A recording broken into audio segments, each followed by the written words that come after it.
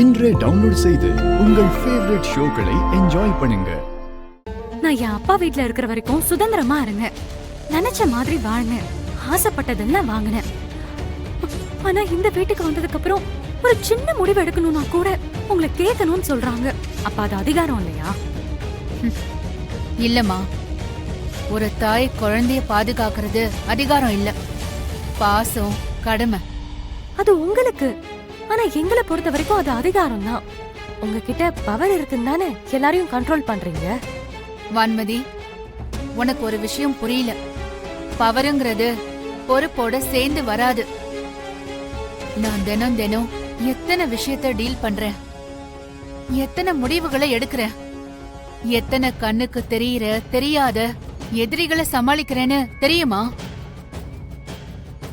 இந்த குடும்பம் இன்னைக்கு மதிக்கிறாங்கன்னா, என் முடிவை ஏத்துக்கிறாங்கன்னா, அதுக்காக நான் எவ்வளவு உழைக்கிறேன்னு எனக்கு தான் தெரியும். ஒரு கடையில ஆரம்பிச்ச பிசினஸ் இன்னைக்கு 28 கடையா டெவலப் பண்ணிருக்கேன்.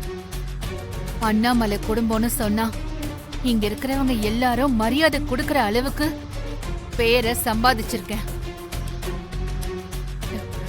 இதெல்லாம் ஒரு நாள் நைட்ல வந்துடல. ஒவ்வொரு நாளும் இதுக்காக நான் உழைச்சிருக்கேன். அதனாலதான் இந்த குடும்பம் எல்லா பொறுப்புகளையும் என்கிட்ட கொடுத்திருக்காங்க. நான் எடுக்கிற முடிவெல்லாம் சரியா இருக்கும்னு இவங்க நம்புறாங்க. என்ன எப்ப பார்த்தாலும் உழைச்சேன்னு சொல்றீங்க? உங்க அளவுக்கு பவர் இருந்தா நானும் தான் உழைப்பேன்.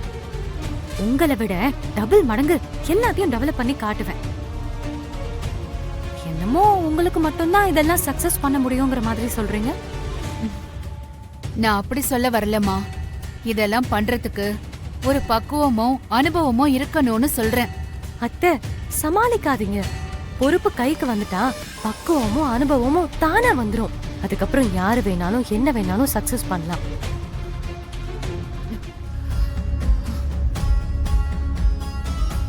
நீ என்ன சொன்னாலும் கேட்க மாட்ட. சரிம்மா, அப்போ ஒன்னு பண்ணலாம்.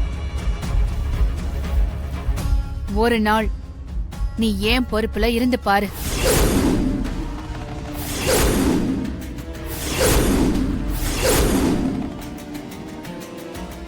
என்ன பிரச்சனை வந்தாலும், எவ்வளவு கஷ்டமான சூழ்நிலை வந்தாலும் நீ ஏன் முடிவெடுத்து அதை சரி பண்ணு.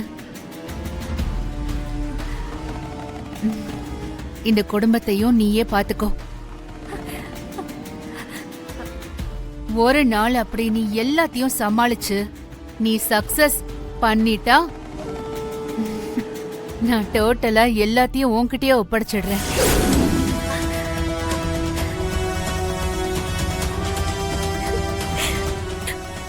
நிஜமாவா சொல்றீங்க? ஆமா. ஆனா நீ தோத்துட்டா? நான் தோக்க மாட்டாத்து. ஒருவேளை தோத்துட்டா,